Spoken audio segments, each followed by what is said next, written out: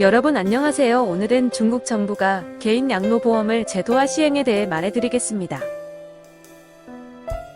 중국 인력자원사회보장부에 따르면 최근 국무원 언론 브리핑을 통해 개인 양로보험 제도 도입을 통한 다층적 양로보험 체계 구축 계획이며, 즉 누구나 개인의 자유의사에 따라 가입이 가능하고 가입자에게 정부가 보조금 및 세금 우대 혜택을 부여하는 제도이며, 국내 시범 운영 경험과 외국의 사례를 토대로 유관부처 간 합의가 완료된 상태이며 조만간 시행에 돌입할 예정이라고 합니다.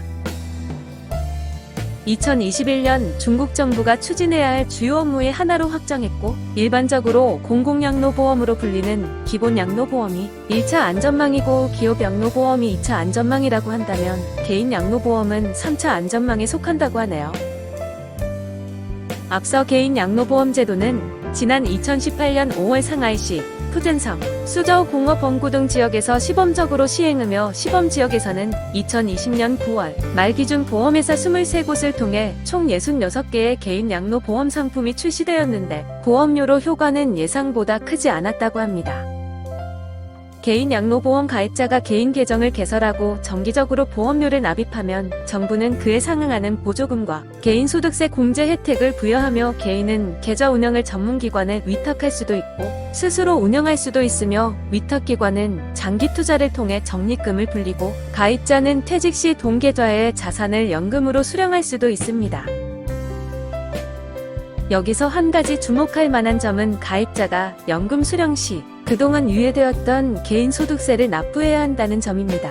개설된 개인 계정은 가입자의 기본 정보와 자산 정보를 기록하는 파일로서의 기능뿐만 아니라 개인 양로보험 자산을 운용하는 플랫폼으로도 활용되며, 한편 개인 양로보험 제도 구축에 반드시 고려해야 하는 변수가 바로 퇴직 연령이라고 합니다.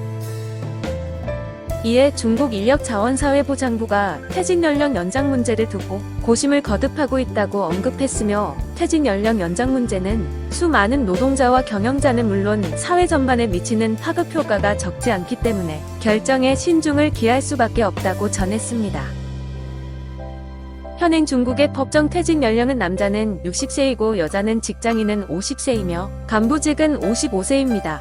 이 규정은 중국 건국 초기부터 직원 채용 방식 등 다양한 요인을 고려해 결정한 것으로서 당시 상황에 적합한 것이었는데, 개혁 개방 이후 중국의 경제사회는 커다란 변화를 겪었고, 현재 상황에 맞게 퇴직 연령을 높여야 한다는 목소리도 높다고 합니다.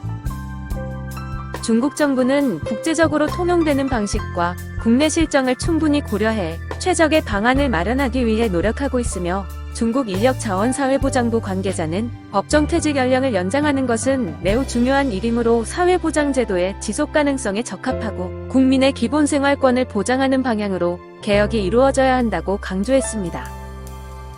중국의 개인 양로보험 제도와 퇴직 연령 연장 문제는 빠르게 진행되는 인구 노령화와 양로보험 제도의 지속 가능성을 담보하기 위해 취해야 할 매우 중요한 조치이고, 중국 정부가 중국 실정에 맞는 최적의 해결책을 찾아내기를 바란다고 덧붙였습니다. 시청해주셔서 감사합니다. 더 빨리 정확하고 유용한 소식들 올려드리겠습니다. 구독, 좋아요 부탁하면서 좋은 주말 되세요.